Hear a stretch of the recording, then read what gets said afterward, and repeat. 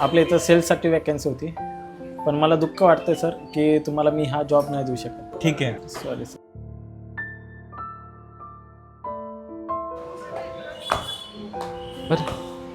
Sir बोला, काय होतं तुम्हाला? तुम्ही जॉबसाठी आलो होतो. जॉबसाठी आले होते? हो सर. ओ हो हो हो हो हो. तुम्ही काय जॉब करणार आहे? सर इथे सेलसाठी जॉबसाठी आलो होतो. सेल्स इतकं सोपं नाहीये. इथं एखाद्या टकल्याला पण आहे ना आपल्याला कंगवा विकायला लागतो. कसं विकणार तुम्ही?